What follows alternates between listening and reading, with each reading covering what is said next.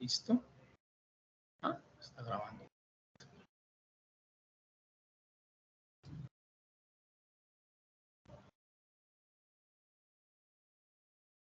Listo. Bueno, la noche de hoy vamos a dividir nuestra sesión de hoy en dos partes. La primera parte la vamos a trabajar el día de hoy y la próxima la trabajaríamos ya en nuestra última sesión, que sería el próximo miércoles. Básicamente lo que vamos a trabajar el tema de hoy es el tema relacionado con costos y presupuesto. Cómo sacamos los costos del producto o del servicio y cómo se elabora el presupuesto del proyecto de emprendimiento. ¿Listo? Entonces voy a empezar a compartir pantalla. Me confirman, por favor, cuando la puedan visualizar.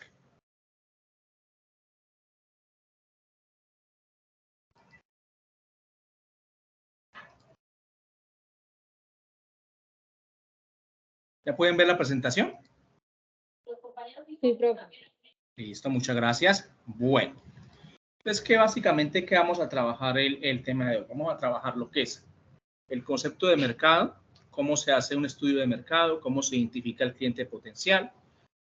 Vamos a ver qué son los costos de producción, cómo se sacan, de qué manera se saca el precio de venta.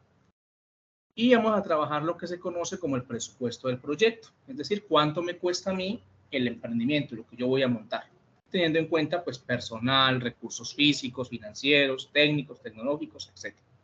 Y la próxima semana vamos a ver lo que es los estados financieros, cómo se construye y sobre todo qué significa o para qué se utilizan los estados financieros en un emprendimiento cuando está iniciando. Como de costumbre, pues iniciamos con una frase para reflexionar. Hoy, a propósito, pues, de este tema de los números, que a veces es un poquito complicado, pero en realidad van a ver que es lo más sencillo que puede haber. Me traje una frase del señor Mark Zuckerberg que nos dice, tener miedo está bien, pero ser temeroso y hasta cobarde, jamás.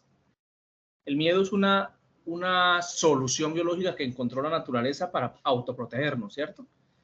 Eso está bien, todos nosotros en algún momento de nuestra vida tenemos y tendremos miedo, pero no podemos permitir que el miedo nos paralice frente a las decisiones de la vida, ¿cierto? Al contrario, nos tiene que dar el impulso necesario para tomar las decisiones y salir adelante. Es el mensaje que quiero con que iniciemos esta fase o este proceso ya final de nuestra formación básica en emprendimiento. Bueno, voy a apagar la cámara para que nos funcione mejor el internet. Eso, y así podamos trabajar mejor. Bueno, entonces, la vez pasada, en las dos sesiones anteriores, habíamos trabajado el tema de las habilidades propias del emprendedor. Por eso ustedes trabajaron la DOFA, ¿cierto? Debilidades, oportunidades, fortalezas y amenazas. En la sesión anterior ya empezamos a analizar esa idea y lo hicimos a través de una técnica llamada lienzo Canvas, en donde presentábamos todos los componentes del negocio, ¿cierto? De esa idea, ¿cierto? A partir de clientes, valor agregado, canales de distribución, ¿cierto? El proceso, los recursos que necesito para hacer el emprendimiento, los ingresos, los costos de producción y los aliados. Hoy vamos a ver ya la parte numérica y cuantitativa del emprendimiento, porque es que el emprendimiento no basta con existir, el emprendimiento tiene que ser rentable, ¿sí? Por ahí veíamos, por allá al principio, en la primera sesión, que una de las condiciones para que el proyecto o el emprendimiento sea viable es que tiene que generar rentabilidad, ¿sí? Debe generar una ganancia. ¿Sí? Yo no voy como dice vulgarmente, a hacer pan para vender pan, ¿cierto? Mi emprendimiento tiene que darme, pues, una utilidad para poder que sea una alternativa laboral para mí. Y eso parte de cómo yo elaboro ese proyecto de emprendimiento, cómo elaboro ese plan de negocios, que es la palabra correcta cuando uno habla de emprendimiento y empresarismo. Y una de las cosas en la que a la mayoría de las veces se falla es que no se conoce el mercado, ¿cierto? ¿A quién va dirigido mi producto? ¿Dónde está mi cliente? ¿Sí? Y a veces empezamos por mucho o empezamos con una gran cantidad de productos sin ni siquiera saber dónde está el cliente y si los clientes que yo tengo son capaces de absorber esa cantidad de producto que yo tengo. Entonces, por eso a veces hay pérdidas, ¿sí? A veces se sacrifican recursos precisamente por eso, por no conocer el mercado. ¿Pero qué es en sí el mercado?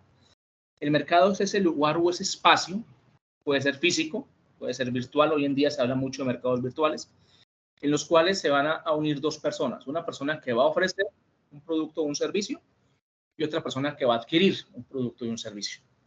Que los dos se van a conectar a través de una variable llamada precio, ¿sí? Ese precio me tiene que a mí generar como productor una ganancia y al consumidor ser atractivo para poderlo comprar. ¿Listo? El mercado como tal puede ser mayorista, es decir, donde se comercializa grandes cantidades de recursos, o minorista, donde se comercializa pues bajos niveles de producción. Geográficos, que son aquellos que están localizados en zonas específicas del país, es decir, un producto que únicamente se obtiene o se comercializa en determinada zona del país o en determinada zona de la ciudad. Y por la forma como se da la competencia, ¿sí? Digamos que la competencia perfecta no existe, ¿sí? O sea, no tenemos un producto que sea idéntico entre todas las empresas, ni existe libre entrada, libre salida, no. La mayoría de la competencia que se da entre empresas es imperfecta. ¿Por qué? Porque cada empresa trata de mejorar su producto día a día para poder ganar más mercado. ¿Y cómo se gana más mercado? Pues quitándole clientes a las otras empresas. De eso se trata, ¿cierto? Cuando yo entro a competir en un mercado, ¿qué busco? Pues quitarle clientes a empresas que ya están reconocidas, que ya están en el mercado, ¿sí? A quedarme con una porción de ese mercado que ellos manejan. Es importante entender que el emprendimiento, al momento de usted montar su emprendimiento, lo primero que debe hacer es estudiar el mercado. ¿Cómo se estudia el mercado? ¿Cómo lo hacemos la mayoría de las personas que trabajamos en esto? A través de una encuesta, de una entrevista, de una observación, que es ir a preguntarle directamente al cliente, bueno, ¿usted qué le gusta? ¿Si le gusta lo que le estoy ofreciendo? Si le gusta, ¿usted está dispuesto a pagar por él? ¿Cuánto está dispuesto a pagar por este producto, por este servicio? Es decir, a través de una serie de preguntas claves, yo le voy sacando a él la información, ¿sí?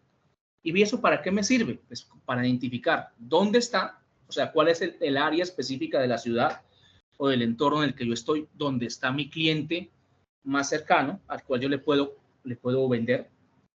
Y número dos, para identificar qué hay en el mercado que yo puedo mejorar. No, pues el cliente consume este producto, pero él le gustaría que se presentara de esta forma, o que lo vendieran de esta otra forma, o que tuviera esta presentación, o que se vendiera a través de esta forma. En fin, todas esas cosas que yo veo que las otras empresas no hacen, yo las puedo hacer. Y eso le va a introducir innovación a mi emprendimiento para que sea más competitivo. Básicamente, ¿para qué se usa un estudio de mercado? Para hacer algo que llama segmentar. Yo les decía ahorita cuando inicié, a veces los errores de los emprendimientos es que sacamos una gran cantidad de productos y resulta que no tenemos el mercado para ese producto. Entonces yo tengo que saber que debo segmentar. Si yo, por ejemplo, estoy en la ciudad de Cúcuta, le voy a tomar el ejemplo acá de la ciudad en donde estoy yo, y resulta que la ciudad de Cúcuta tiene más o menos 1 millón de habitantes, ¿cierto? Y mi producto, vamos a seguir con el ejemplo de la semana pasada, mi producto son las arepas. Pues yo sé que yo no tengo la capacidad para fabricar arepas para 1 millón de personas, ¿sí? No tengo esa capacidad, apenas estoy empezando.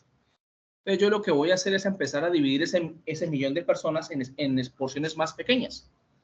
¿Para qué? Para que yo pueda atenderlo con mi producto o con mi servicio. ¿Y cómo hago eso? Entonces yo puedo decir, bueno, yo voy a segmentar por localización, entonces personas que habitan tal comuna, el resto lo descarto. Únicamente me voy a concentrar, por ejemplo, en personas que habitan la comuna 10. Sigue siendo muy grande porque la comuna 10 pueden tener 200.000 personas, por ejemplo. Son muchas personas, no puedo atender todo ese mercado, es muy grande. Les voy a decir, bueno, personas que tienen una condición especial de salud, son diabéticos, no pueden consumir azúcar.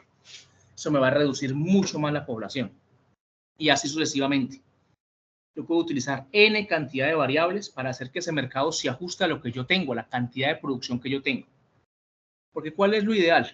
Que si yo estoy haciendo un producto, todo el producto que saqué se venda.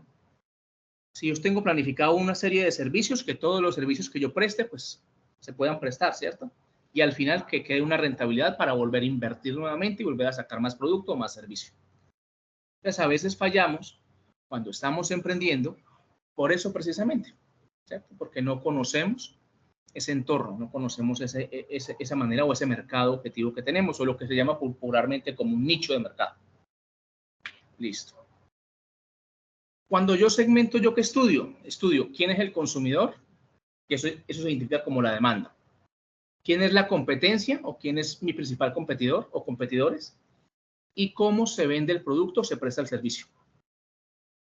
¿Cierto? ¿De qué manera lo hace? Para eso es que yo hago un estudio de mercado. Para eso es que yo encuesto. Para eso es que yo realizo una investigación de mercados. ¿Sí? Cuya importancia radica en que me va a dar a mí la información necesaria para yo elaborar lo que ustedes van a ver ahorita más adelante, que son los costos, los presupuestos y los modelos financieros o los planes financieros. ¿Alguna pregunta hasta el momento?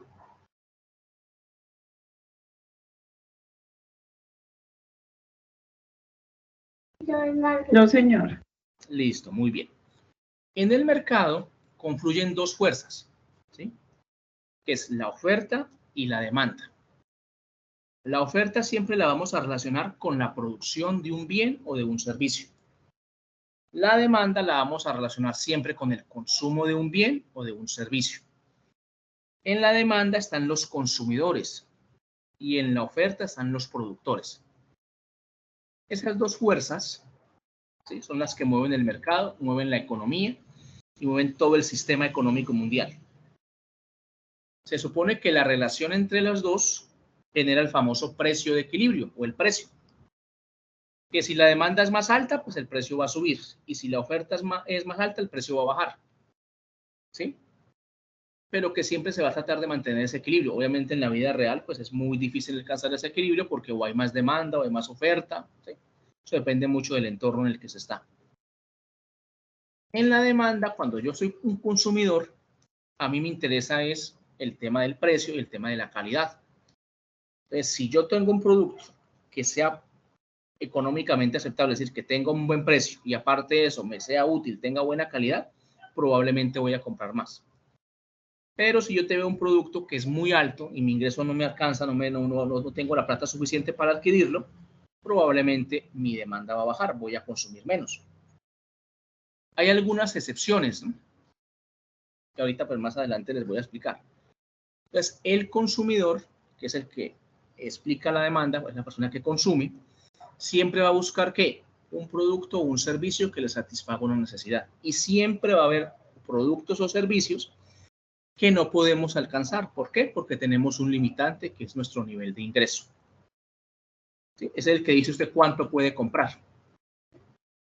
Hay personas que, por ejemplo, para comprar ciertos bienes, pues sacrifican parte del ingreso y sacrifican lo que generalmente se destina para una cosa, lo terminan pues gastando en otra, por tema del gusto y demás. Hay algunas excepciones. Hay productos que, por ejemplo, tienen el precio muy alto, pero la gente los compra mucho. El mejor ejemplo de eso son los celulares con el tema de los iPhones.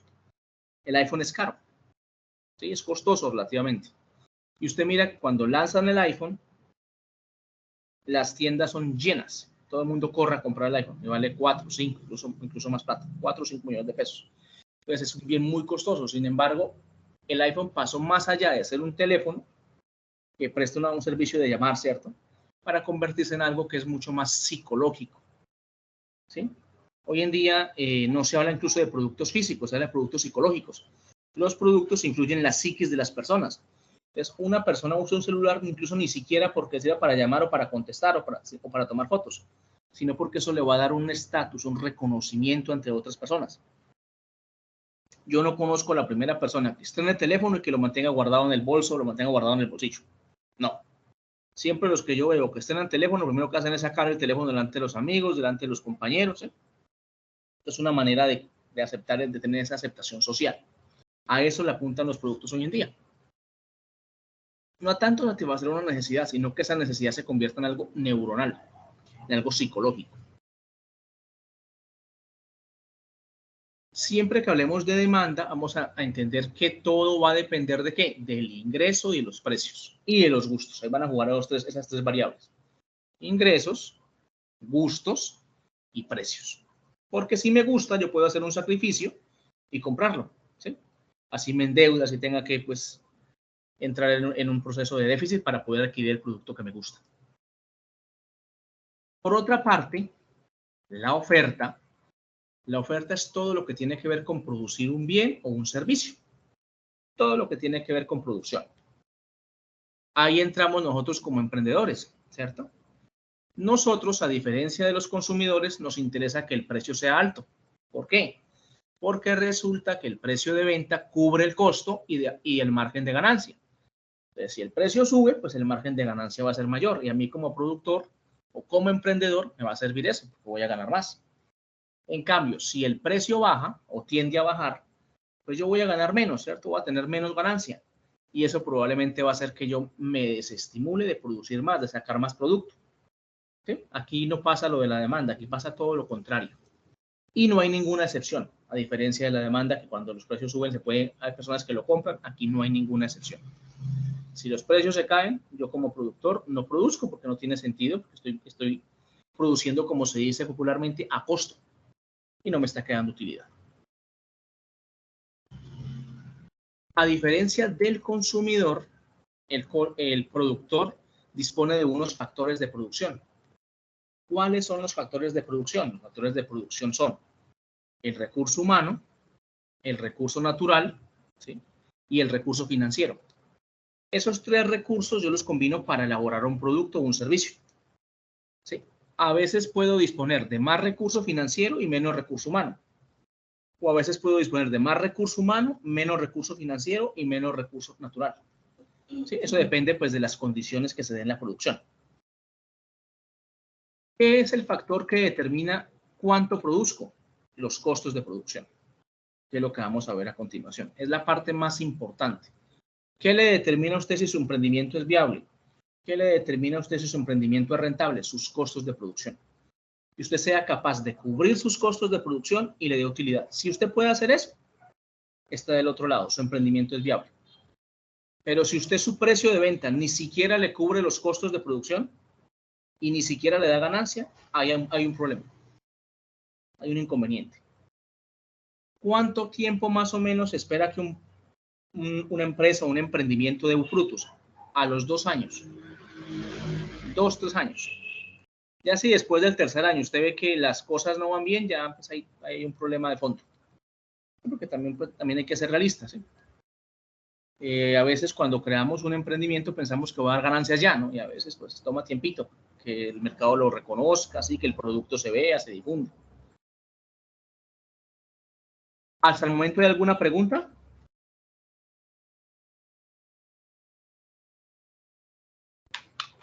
¿Hay alguna duda? No, señor. Bueno, perfecto. Ahora sí vamos a empezar a hablar de costos. Un costo, como lo dice la diapositiva, es un gasto que usted tiene que invertir para elaborar un producto o para prestar un servicio. Tiene una diferencia con algo llamado gasto, y es que el costo usted lo recupera cuando vende el producto. ¿El gasto qué es?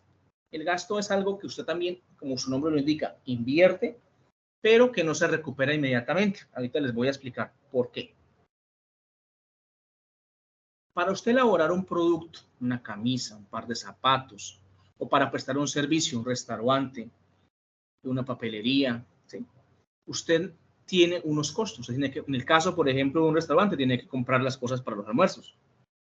En el caso de la papelería, tiene que comprar lo que usted vende en la papelería. Entonces, eso le va a generar un costo y un gasto. O lo que se conoce como un costo fijo o un costo variable. ¿Qué es un costo variable? Un costo variable es aquel que, como su nombre lo indica, va a variar en el tiempo. Es decir, va a variar en razón a qué. Va a variar en razón a la cantidad que usted vende y a la cantidad que usted produce. Ejemplo, si yo produzco más o si yo vendo más producto, porque puede pasar, usted vende más producto, usted va a necesitar ¿qué? Más materia prima, más insumos, probablemente va a contratar más personas, ¿cierto? Pero si por el contrario vende menos o está vendiendo menos o le está yendo regular, usted va a comprar menos materia prima, va a comprar menos insumos y probablemente va a dejar de contratar las personas que contrataba, ¿cierto? Por eso se dice que son variables. En cambio, los costos fijos o los gastos son aquellos que usted siempre va a tener que asumir, va a tener que pagar, independientemente de que le vaya bien, independientemente de que le vaya regular o independientemente de que le vaya muy mal. Usted no le puede decir a la persona que le alquila el local donde tiene su negocio, no, este mes no le pago el arriendo, ¿cierto? Le pago al otro porque este mes estuvo floja la cosa. No.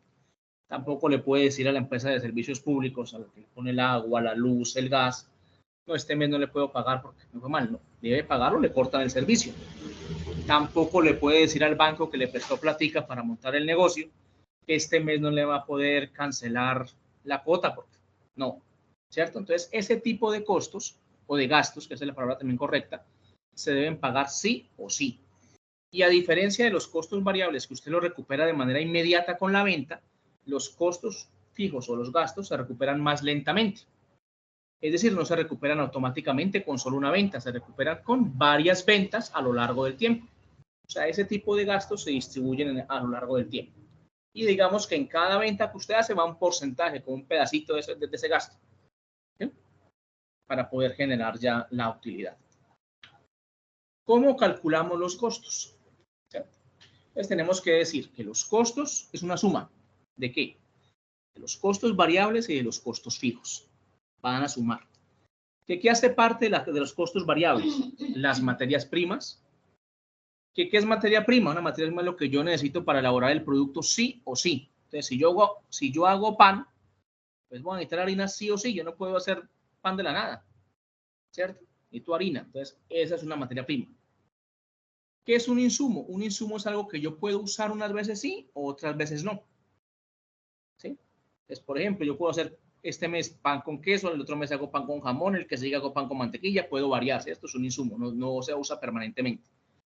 Los servicios, ellos no tienen materias primas, tienen únicamente insumos.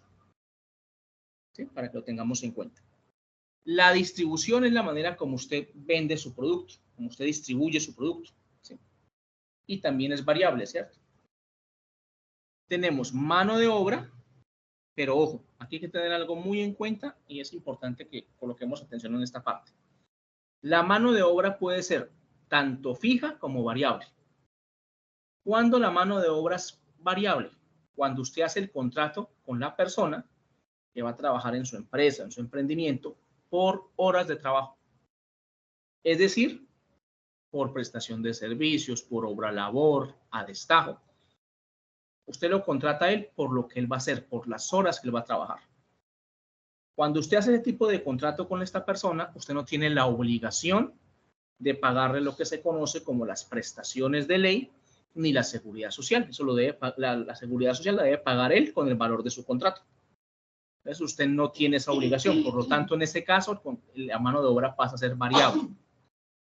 Pero si, por ejemplo, usted a esa persona le hace un contrato a término indefinido o le hace un contrato a término fijo con todas las prestaciones de ley, es decir, con la seguridad social, con las prestaciones sociales, con las horas extras, en ese caso esa persona ya no hace parte de un costo variable, pasa a ser automáticamente un costo fijo.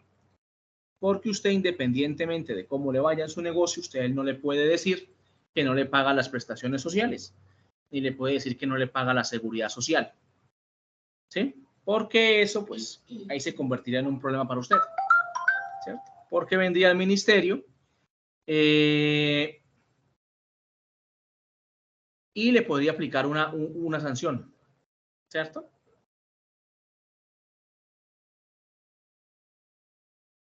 ¿Alguna pregunta hasta el momento sobre esa parte?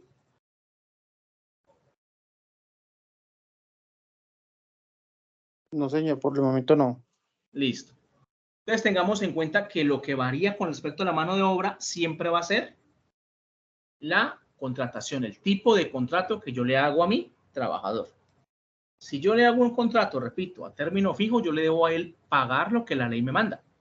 Pero si yo a cambio lo contrato por horas, él debe pagar su seguridad social, pero yo no me identifico con ese valor. ¿Sí? Yo no me identifico con ese pago. ¿Sí? Lo hace él. ¿Qué hace parte de los costos fijos? Hace parte los arriendos, los servicios públicos, los impuestos. de orden nacional o municipal, los intereses de los bancos, los arriendos, tanto arriendo de bienes inmuebles como arriendos de máquinas o equipos o accesorios. Y los empleados que están contratados bajo una modalidad fija, es decir, aquellos que horas extras, que les pago prestaciones, etc. Ellos hacen parte de los costos fijos. Para yo sacar cuánto me sale el costo de producción, yo debo primero mirar cuántas unidades voy a producir.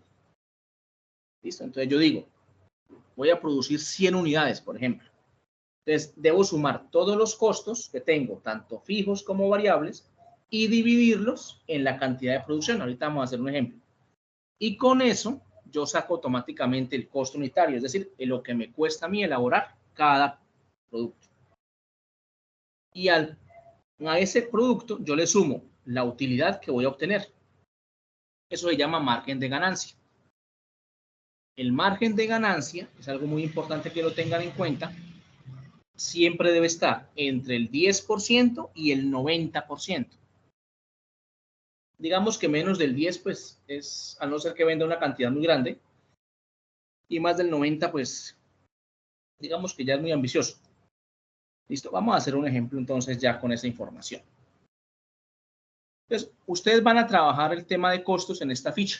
Ahorita, pues una vez terminemos, se las voy a subir a Territorium para que la puedan ir trabajando. Estamos viendo la pantalla, ¿cierto? Sí. Bueno, perfecto. Entonces, usted cuando esté trabajando su emprendimiento y esté trabajando esta ficha, usted lo primero que va a empezar a contar son las personas. Primero siempre se empiezan por las personas, incluyéndose usted, obviamente. Debe incluirse usted. Entonces, primero usted se va a mirar, bueno, ¿cuántos somos? Vamos a hacer un ejemplo sencillo. Somos 2 personas en este emprendimiento. Ejemplo, somos 2 personas. Listo. ¿Cómo nos vamos a contratar a esas 2 personas? Incluyendo yo que soy el dueño de la empresa o el dueño del emprendimiento. Me voy a contratar a término fijo con todas las prestaciones sociales o me voy a contratar por horas. Como el negocio está empezando, ¿cierto? Yo digo, bueno, sería maravilloso estar contratado a término fijo, pero no me conviene porque yo mismo me clavo el puñal, porque me van a salir muy caros los costos. Entonces voy a decir, no, yo me voy a contratar por horas y mi compañero también se va a contratar por horas. Entonces, este va a ser un contrato por horas de trabajo. Vamos a trabajar por horas. Entonces, vamos a definir cuánto. Actualmente por ley aún se puede pagar por horas o no? Con la normativa de ahora. Sí, recuerden que pues que la norma que pretendía modificar los contratos de prestación pues se cayó ayer en el Congreso, ¿no? Hay que volver a esperar que la presenten para modificarla, pero todavía existen los contratos de prestación de servicios. Existen los contratos por obra labor, existen los contratos a destajo, entonces, ¿sí? Que son como alternativas al contrato de horas.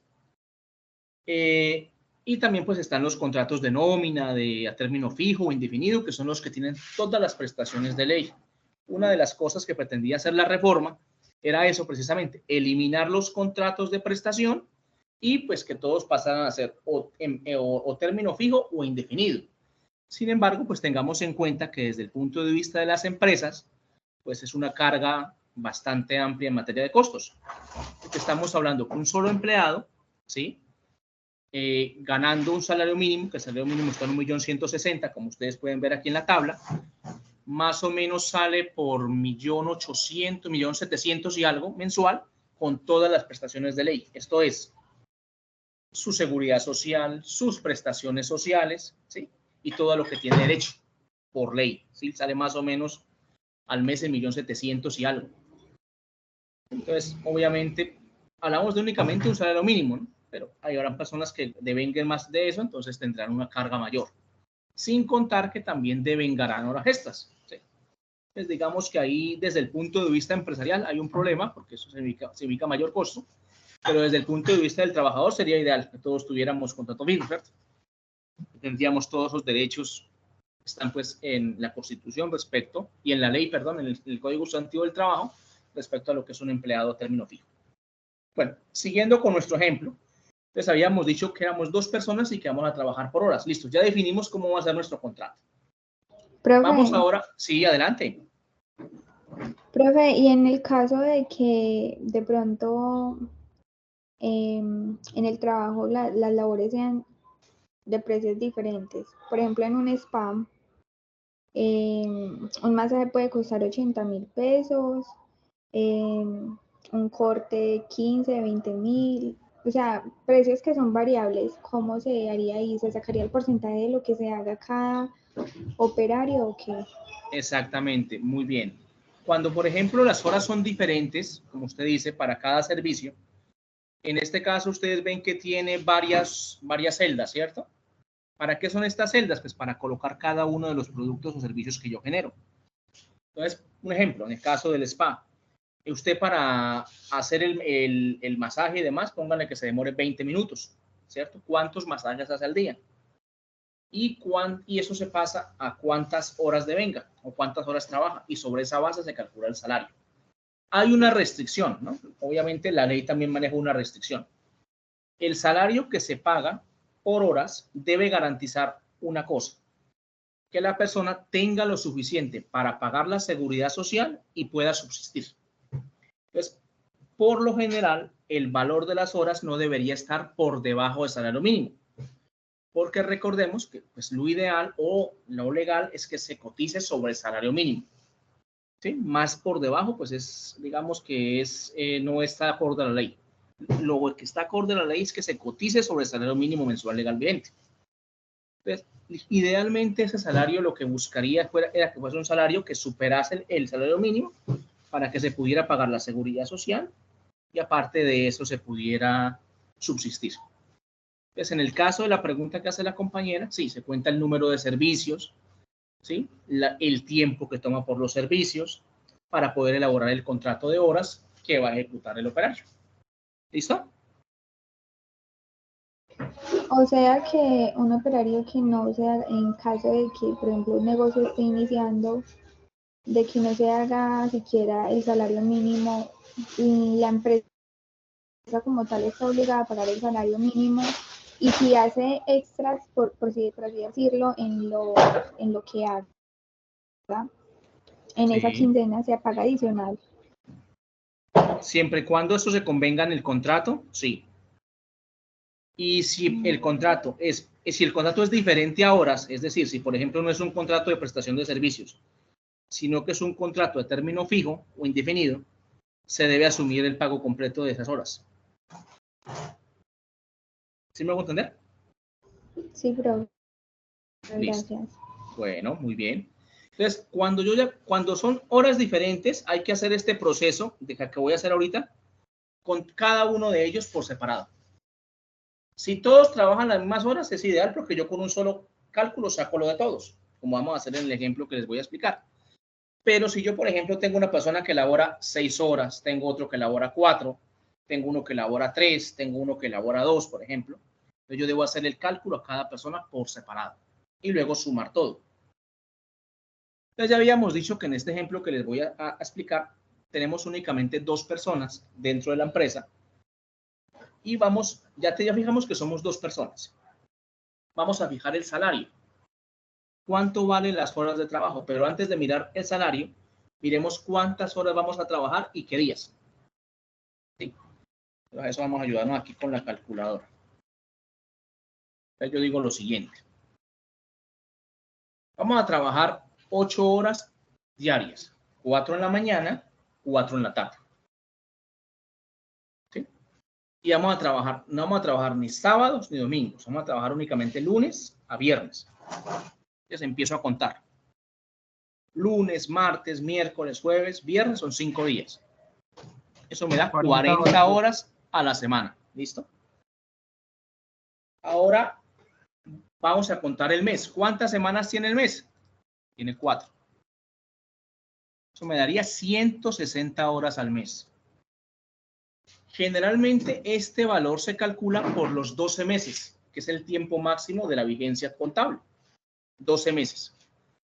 ¿Por qué se cuenta por 12 meses? Porque se supone que al siguiente año, pues con el aumento de salario y demás, se van a modificar, ¿sí? Entonces, por eso se cuenta por 12 meses. Entonces, estas 160 horas mensuales yo las voy a contar por lo que dura el periodo, 12 meses. Eso me va a dar 1920 horas. ¿Qué me quiere decir eso? Que cada persona trabajando 8 horas de lunes a viernes, al cabo de 12 meses me va a generar 1920 horas. Pero ojo, aquí hay algo importante que hay que tener en cuenta.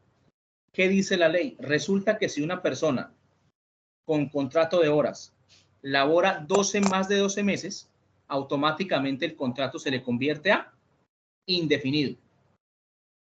Entonces, no podemos contarlo sobre las 12 horas, sobre los 12 meses. Hay que contarlo sobre menos. ¿Cómo hacen las empresas hoy en día? Pues simplemente lo que hacen, por ejemplo, es contar 160 por 11.5 meses. ¿Sí? Si ustedes miran la mayoría de los contratos, ningún contrato supera el año, porque automáticamente supera el año, debe pasar a ser indefinido. Entonces, este ejemplo que estamos haciendo no es la excepción.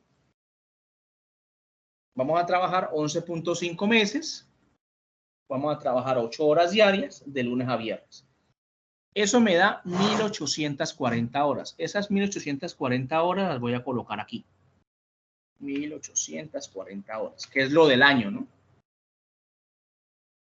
Luego él me va a decir, bueno, ¿cuántas personas son? Somos 2.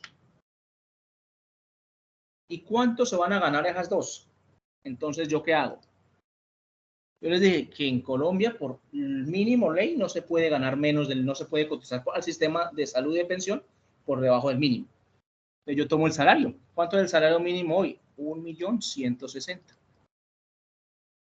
Entonces, voy a sacar que el valor de la hora. ¿Cómo lo hago? Divido en 30 días del mes y divido en 8 horas. Eso me da más o menos 4.833 pesos. Aproximémoslo. 4.834. Vamos a colocarlo para hacerlo más exacto. ¿Listo? Ya introduje cuántas personas, cuántas horas y cuánto salario. Automáticamente. Sí, señora. ¿Lo vamos a hacer con ese valor que tienes ahí o con el valor real que se paga? Ustedes lo van a trabajar con el valor que ustedes van a tomar como salario. Sí, porque pueden que ustedes tengan un salario mayor sí, un salario que esté superior al 1.160.000. Recuerden que lo ideal era lo que yo les decía, que la persona tenga cómo subsistir y pagar la seguridad social. Bueno. Profe, en el caso que sea un emprendimiento digital, que no necesites costos fijos, sino son variables. ¿De qué tipo de emprendimiento digital hablamos?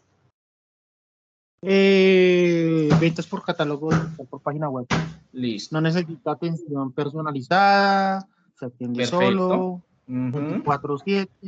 24/7, ahí lo que implicaría sería simplemente, de pronto el costo de comercialización, de comprar el producto y venderlo, y algo fijo puede ser el internet, la señal de internet que se paga mensual.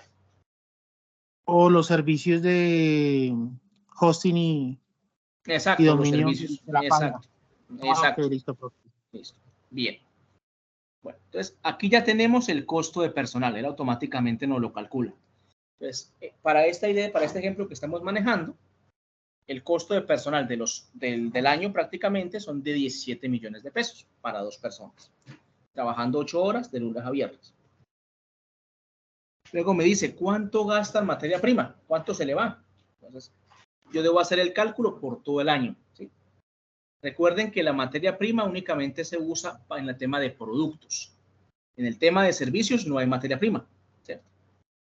Entonces yo digo, voy a colocar aquí un ejemplo rápido, ¿no? Yo en materia prima me gasto 6 millones de pesos al año, por ejemplo. En insumos, ¿qué son los insumos? Lo que yo les decía ahorita, algo que hace parte del producto, pero que no necesariamente se usa continuamente. Y en el caso de los servicios, es lo que yo requiero para prestar el servicio. Entonces vamos a colocar un ejemplo, ¿no? Hoy 4 millones de pesos al año en insumos. Listo. ¿Cuánto paga de distribución? Ojo, en la distribución es muy importante tener en cuenta que si la distribución la hago yo, porque puede pasar, ¿no? Yo tengo mi carro, tengo mi moto, yo mismo hago la distribución. Pero es que resulta que el carro y la moto se mueven con gasolina, ¿cierto? ¿Cuántos galones usted usa? O más fácil, con ese galón de gasolina que usted paga, 12.000 pesos, por ejemplo, ¿para cuántos viajes le alcanza? No, pues me alcanza para 4. Oh, no, me alcanza para 3. ¿Y cuántos viajes tiene que hacer al mes? No, yo tengo que hacer 8. ¿Cierto? Entonces ya sabemos que tiene que gastar 2 galones de gasolina, 24.000 pesos al mes. ¿Cierto? Es una manera como de sacar cuando uno maneja su propia distribución. Que no, yo contrato una empresa, entonces yo le pago tanto a la empresa por distribuirme el producto, entonces colocaría el valor de la distribución ahí. ¿Cierto? En el ejemplo que estamos haciendo, yo voy a colocar la primera parte, lo que expliqué en la primera parte. Entonces yo tengo una moto. Y a mí la moto me toma 2 galones de gasolina al mes. 24.000 pesos. Yo, esos 2 galones de gasolina me alcanzan para 8 viajes. ¿Cierto? 8 viajes del mes. Entonces yo multiplicaría el valor de estos galones de gasolina por el año. Y esto sería lo que yo gastaría en distribución. El valor de la gasolina por el año. En publicidad. Hoy en día, pues la publicidad no era como antes, que pues, usted pagaba una cuña de radio, pagaba una valla publicitaria, ¿cierto? Digamos que hoy en día la publicidad es relativamente barata. Se hace publicidad a través de sus redes sociales, se hace publicidad a través de sus estados en WhatsApp. Entonces, digamos que un rublo como tal para la publicidad, no. Al no ser, pues, que usted tenga, sea una empresa consolidada, o pues le guste, o tenga pues la disponibilidad, perdón, de hacer inversión en publicidad. Entonces, yo generalmente ahí no coloco mayor valor, porque, repito, hoy en día la publicidad es relativamente factible de hacer. Otros, pues tampoco, ¿qué involucra otros costos? Algunos costos adicionales que se generen durante el proceso de producción. ¿Sí? Eso constituye otros. Pero en este caso no tenemos, lo dejamos vacío. 0. Listo. Ahora sí vamos a ir con ¿qué? Con los costos fijos. Recuerden que los costos fijos se deben pagar sí o sí, ahí no hay otro chance. Los impuestos, ¿sí? Recordemos que hay impuestos de orden nacional, hay impuestos de orden regional y hay impuestos de orden local. No todas las empresas pagan los mismos impuestos, ¿sí? Entonces, cuando usted esté elaborando su matriz de emprendimiento, su matriz de costos, trate de investigar, bueno, si aplican algunos impuestos para ese producto que usted está generando. Un ejemplo, algunos entes municipales, por ejemplo, cobran un valor adicional por el consumo de cerveza, cobran un impuesto al consumo de cerveza. ¿Sí? Entonces es una fuente de recaudo para algunas entidades municipales. Entonces ese impuesto usted lo debe pagar, y si usted, por ejemplo, fabrica cerveza artesanal, usted deberá contar dentro de sus costos ese impuesto que usted le debe cancelar si se lo cobran directamente a usted. Entonces ahí juega mucho mirar qué clase de impuestos aplican para mi negocio como tal, como emprendedor. Vamos a colocar aquí un ejemplo X, vamos a decir que yo pago 80.000 pesos de impuestos mensuales, vamos a colocarlo barato, al año, perdón. Los servicios públicos, agua, luz, internet, sobre todo el internet es un servicio público. Internet, gas, ¿sí? Todo eso hace parte de los servicios públicos. Si yo tengo una página web y vendo por una página web, pues necesariamente voy a tener un costo de un servicio público. Tengo que pagar internet, ¿cierto? Y debe ser un internet muy rápido, que no me genere que se represen ahí las órdenes de compra, sino que pueda ser muy rápido. Yo pueda ir revisando, pago de una vez enviar, pagar de una vez enviar, que es algo muy rápido. Entonces, ese es un servicio público. Igual, multiplico el valor mensual por todo el año. Algo que también podemos hacer, porque también sucede, que resulta que yo tengo el internet de mi casa, es el internet de mi empresa. O el agua de mi casa es el agua de mi empresa. O la luz de mi casa es la luz de mi empresa. Obviamente usted no puede contar lo que le llega al recibo global dentro de sus costos. No. Usted debe hacer la división de cuánto usted gasta realmente de luz en las actividades de la empresa. lo puede hacer de muchas formas. La más sencilla es por las horas. Usted divide el valor del recibo en 30 y lo divide en 8 horas. Y luego va a decir, bueno, de esas 8 horas diarias, ¿cuánto yo le dedico a la empresa? No, pues yo a la empresa le dedico 4 horas, entonces contaría por el valor de esas 4 horas. Lo mismo con el agua, lo mismo con el gas, ¿sí? Lo mismo con el internet. Si lo tengo compartido en mi casa y mi empresa, porque a veces pasa. Y a veces caemos en el error de que lo contamos todo. Entonces yo cuento mi casa con la empresa. No. La empresa es una cosa y la casa es otra.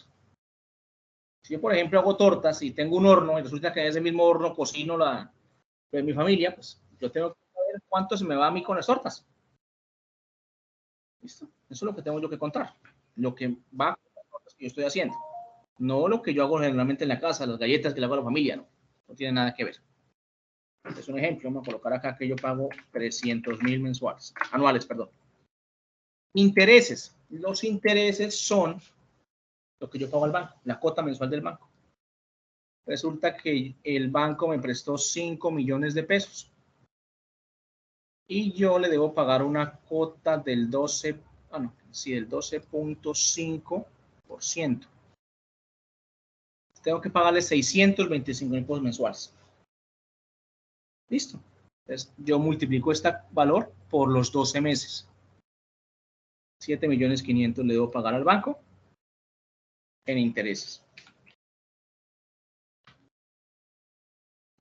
No tengo ningún empleado de nómina, es decir, no tengo ningún empleado contratado a término fijo o indefinido. Listo. Pago arriendo. Resulta, instructor, que yo tengo en mi negocio en la casa. Eso es un arriendo.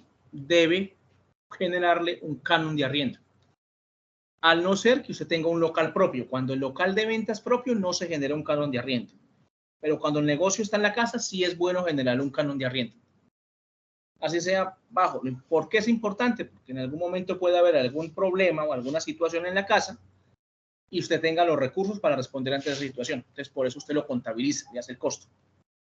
Entonces, vamos a decir que yo tengo mi negocio en la casa y me cobra un barato, 200,000 por mensuales. 200,000 los voy a multiplicar lo que me pago de arriendo mensual por los 12 meses del año, 2.400.000. Listo, ya terminé mis gastos fijos. Ahora viene una pregunta importante. ¿Cuánta cantidad va usted a producir? Ojo, si la cantidad es pequeña, los costos van a ser muy altos. Si la cantidad es muy grande, los costos tienden a ser más bajitos. ¿Sí? Tengamos esa regla en cuenta. Si mi producción es pequeña, yo produzco 200, 300, probablemente mis costos van a ser altos. Apenas estoy empezando, ¿cierto? Pero a medida que yo aumente la cantidad, 10,000, 20,000, 30,000 unidades, ese costo va a ir achiquitándose, va a ir encogiéndose. Como yo apenas estoy empezando, voy a colocar 1,000 unidades acá, por ejemplo. Listo, ya con estos datos, automáticamente el programa, el Excel, me va a generar aquí el precio de venta, el costo unitario, el margen de ganancia. Pero me va a preguntar, bueno, ¿cuánto aspira usted a ganar? ¿Cuánto usted se va a ganar por producto? Y yo les decía, ese margen va a ir entre el 10 y el 90%. Entonces, vamos a colocarlo. Vamos a decir que yo me quiero ganar el 20%. ¿Cierto? Entonces, ganándome el 20%, cada producto me sale a un costo de 39,508 pesos. Perdón, lo debo vender a un precio de 39,508 pesos. Ese es el precio de venta. ¿Sí? ¿A cuánto me sale cada producto? Por acá está lo que se conoce como costo unitario. Que es este que está por aquí. Voy a colocarlo en negrita. Me sale a 31. A 31 me sale hacerlo. Y a venderlo me sale, ganándome el 20%, me sale a 39. ¿Cuánto me voy a ganar yo por vender todas las unidades? 39 millones. Pero al final, sacándole los costos, mi ganancia va a ser de 7 millones. que es lo que ustedes ven acá que se coloca de color rojo. Algo importante aquí. Aquí ustedes ven que salen unos valores. Vamos a ver si le puedo quitar números para que sea más fácil. Número, que sea únicamente 2. Listo. Ustedes ven acá estos dos pedacitos. Voy a colocarlo acá también en negrito. Esto se conoce como punto de equilibrio. ¿Y qué es el punto de equilibrio? El momento en el que usted iguala lo que cuesta con lo que gana. Es decir, los ingresos igualan los costos. De ahí para arriba es ganancia. De ahí para abajo es pérdida.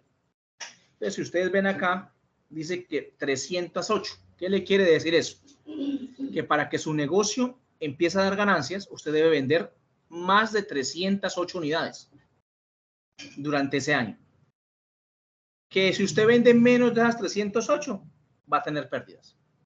Eso es básicamente lo que le quiere decir. Y en el de abajo, en el que sale un valor numérico, le dice, bueno, si usted genera ganancias por encima de los 3 millones, estamos bien con el negocio. Pero si usted no genera ganancias por encima de esos 3 millones y medio, hay problemas. ¿Listo? Eso es un costo, ¿cierto? Y esta ficha pues le va a permitir a ustedes sacar esa información, sacarla de una vez.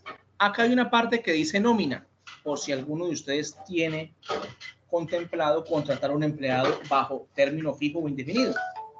En cuyo caso, usted simplemente lo que debe hacer es pues tener en cuenta estos valores, que el salario mínimo es 1.160.000, que el subsidio de transporte es de 140.606, que si le pagan comisiones o bonificaciones, porque a veces puede pasar según el contrato. Una hora ordinaria con el salario mínimo es 4.833. Y las horas extras, pues aquí está el valor de cada hora extra según la ley. Lo mismo el valor de la seguridad social, ¿sí? Con los aportes del empleador y en los valores de las prestaciones sociales. Recordemos que esta aplica, repito, únicamente para contratos a término fijo o indefinido. Contratos por horas no aplica esa información. ¿Alguna pregunta hasta ahora? Profe, buenas noches. Sí. Buenas noches. Bueno, profe, tengo varias dudas, pero la primera, adelante. En la parte de cantidad, Sí. se asume para un solo producto que genere ese emprendimiento anual. Esos 1.000 unidades son anuales. Anuales. Siempre se debe pensar en términos de años, un año. Ok, ¿y eso corresponde a un solo producto? A un solo producto. Si, por ejemplo, hay más productos, por eso usted ve aquí que hay más casillas, ¿no? ¿Sí? Cada casilla es un producto.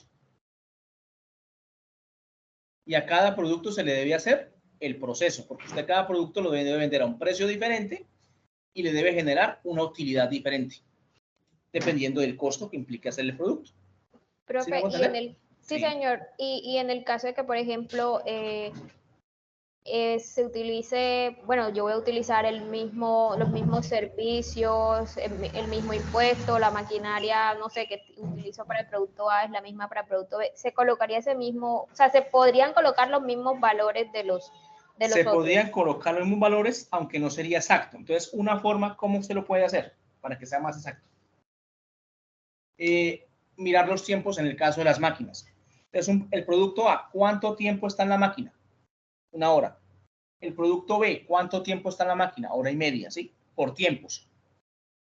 Y de acuerdo al canon que le genere el gasto de la máquina, usted lo divide por el producto y saca el valor que le toma cada producto, para que sea mucho más exacto. Ok, sí. Por ejemplo, en el banco, si en los intereses, pues también es el mismo crédito para la obtención de todo. Ahí no hay problema, con los intereses sí pueden ser lo mismo, es lógico. Ok. Lo mismo con los impuestos también, a no ser que tenga usted un producto especial que le cobren un impuesto adicional, pero rara vez se da eso. ¿Listo? ¿Alguien más tiene alguna pregunta? No, señor. Bueno, mientras tanto, voy aquí guardando este como ejemplo para ahorita compartírselos en el grupo del WhatsApp.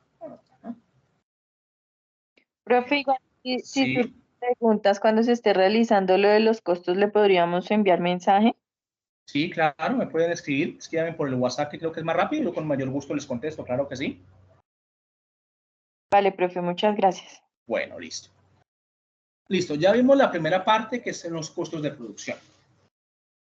Ahora resulta que para usted elaborar el proyecto y presentarlo, ¿sí?, debe tener en cuenta algo adicional, que es el presupuesto. El presupuesto no son los costos de producción. El presupuesto es cuánto cuesta el proyecto. Cuánto cuesta con todo lo que usted va a necesitar, la infraestructura, la materia prima, las máquinas, todo. ¿Sí? Eso es el presupuesto del proyecto. ¿Cuánto vale? Y siempre vamos a hablar de recursos humanos, que son las personas, los recursos operacionales, que son las materias primas, los insumos, los recursos de infraestructura, que son los edificios, las casas, ¿sí?, y los recursos financieros, que es la platica, ¿sí?, la platica que usted tiene para iniciar su negocio. Eso lo hacemos nosotros en esta pestañita, que se llama presupuesto. Entonces, en presupuesto hay algunas cosas similares a los costos, como son la materia prima, ¿sí?, y demás. Pero hay otras que son un poquito diferentes. Entonces, empecemos a alimentar lo que ya conocemos, ¿cierto?, que son los recursos humanos. Entonces, vamos a tomar acá lo que teníamos aquí, ¿cierto? Tenemos aquí el salario, tenemos aquí el número de personas y tenemos las horas de trabajo. Pues, en cuanto a las personas, pues sabemos que son 2.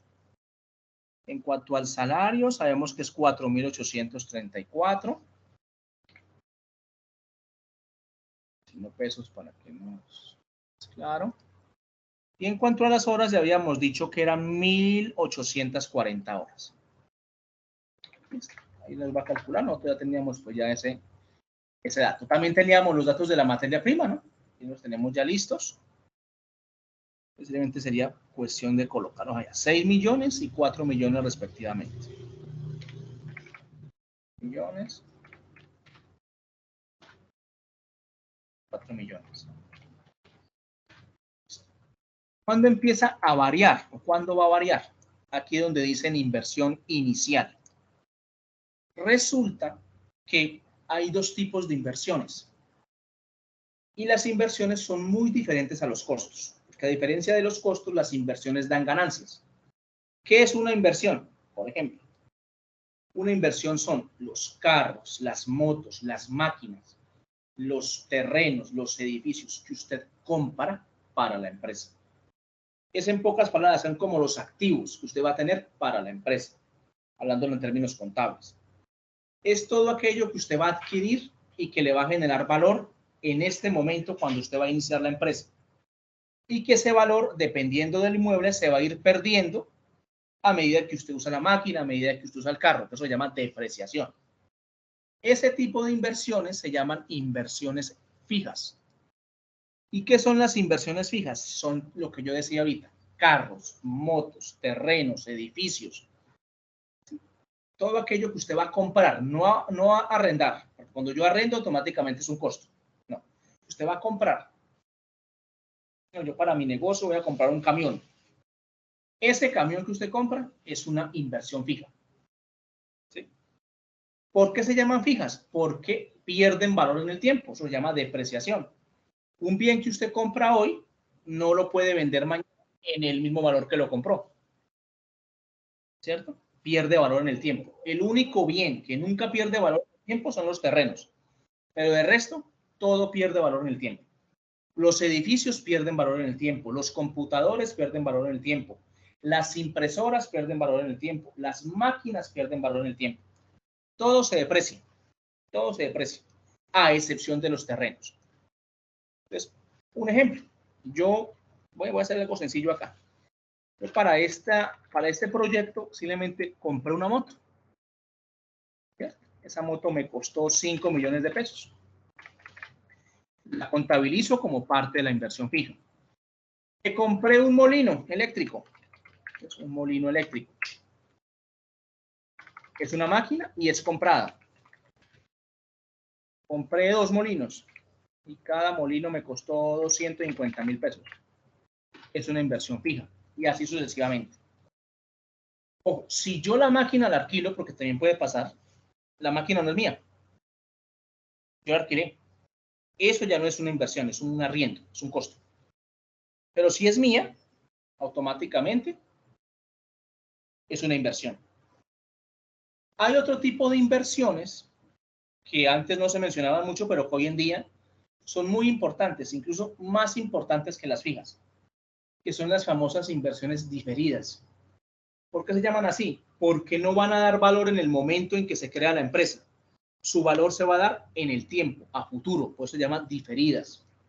Mientras que las inversiones fijas nos dan valor hoy, en el momento que usted monta la empresa, las inversiones diferidas nos van a dar el valor mañana, en el futuro. ¿Qué hace parte de la inversión diferida? La formulación del proyecto, por ejemplo. ¿Cuánto tiempo usted se demoró formulando ese proyecto para que se lo aprobaran, qué sé yo, en el Fondo Emprender? Ahorita les digo cómo se cuenta ese tiempo que usted invierte en la formulación. ¿Qué hace parte de las diferidas? Si usted, por ejemplo, el tiempo que usted toma para elaborar el producto, ¿cuántas horas le lleva a usted elaborar el producto o prestarle el servicio? Eso hace parte también de una inversión diferida. Resulta que usted inventó un producto o inventó un proceso y va a ir a la superintendencia y va a patentar ese proceso. Esa patente es una inversión diferida. O sea, todo lo que no le represente valor ahora, pero le va a representar valor en el futuro, es una inversión diferida. ¿Cómo usted calcula las horas que usted invierte, por ejemplo, en el proyecto? Que usted invierte, por ejemplo, en el producto. Esas horas se calculan sobre el salario mínimo. Usted dice, ¿cuánto me demoré yo armando el proyecto? No, yo armando el proyecto me demoré 40 horas. Sí, entre las capacitaciones, ir a tal parte, me demoré 40 horas.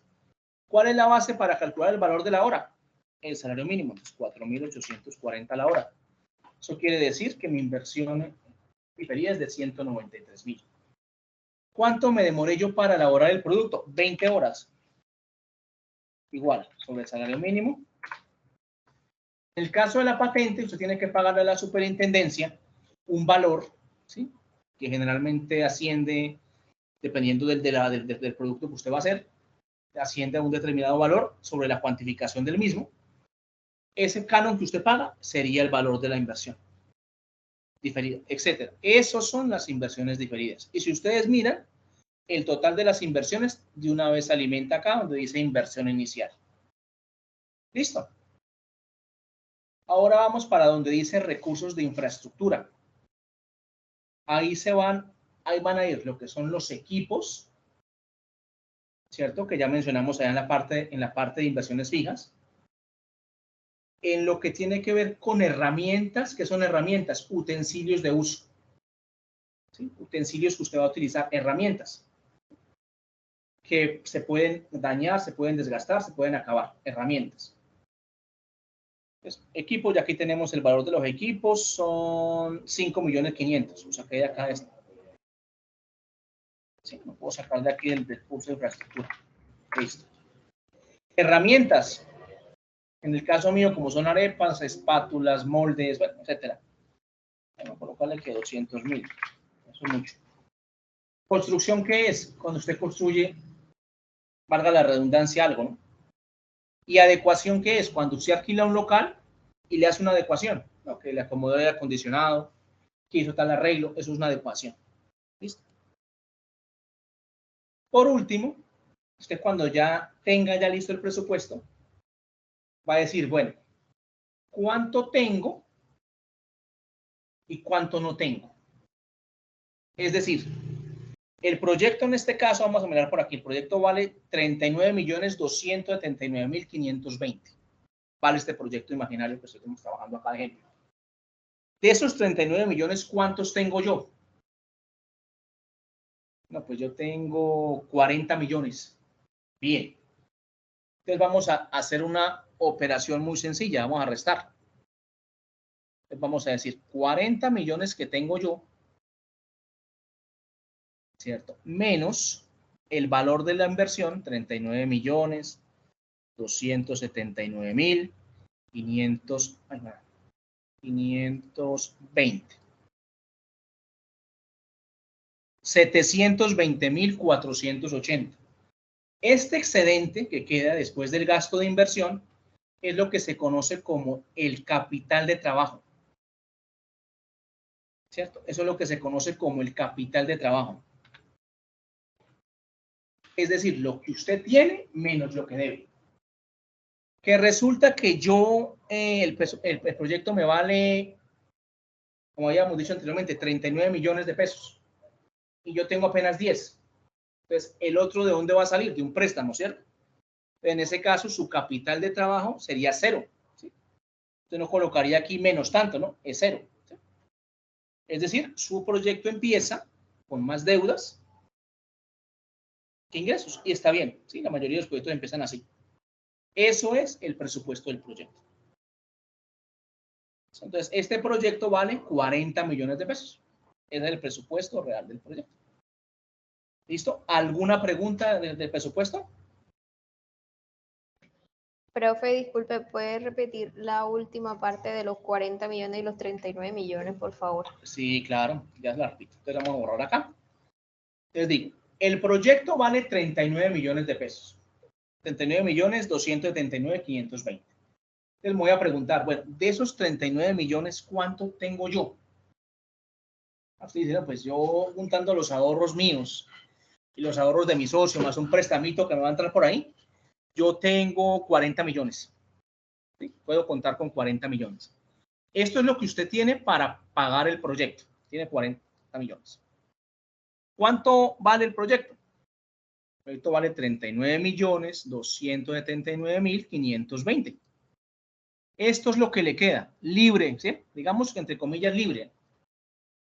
Este es el dinero que usted va a contar como capital de trabajo, es decir, con lo que usted va a iniciar en el bolsillo cuando abra ya su negocio. Ese lo va a colocar acá, 720, 480. Y él automáticamente lo va a ajustar acá arriba y lo vas a tener en cuenta. Eso es capital de trabajo. Que no es otra cosa que lo que tengo, ¿sí? Menos lo que me vale el proyecto. Puede pasar, ¿no? Vamos a hacerle un ejemplo contrario. Resulta que de estos 39 millones, yo tengo 12. Es 12 millones de pesos menos 39 millones 279 mil. Perdón, ay, ¿qué pasó aquí? 12 millones, ajá,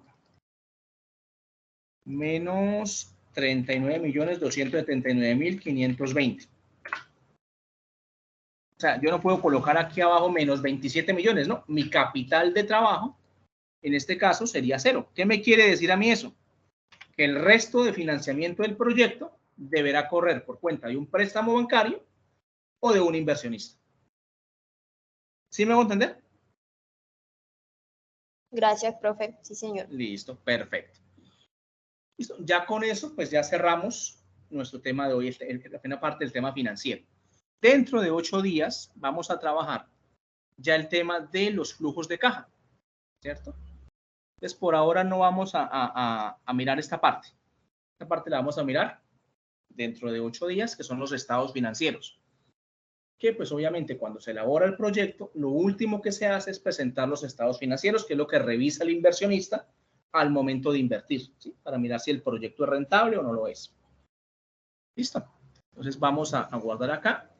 Y al igual que la vez anterior, voy a subirles la ficha técnica aquí en su evidencia para que la puedan desarrollar. Ahorita también se las comparto vía WhatsApp. No sé si hay alguna pregunta. Recuerden que si hay dudas en el desarrollo de la ficha, me pueden consultar. O si necesitan una asesoría adicional, me escriben y miramos cómo podemos hacer una asesoría. ¿Listo?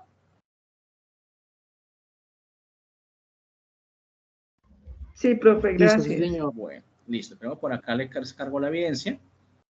Para que quede de una vez ahí registrado, pues se las cargué. Como lento territorio. Pues, a ver. Está como lentico.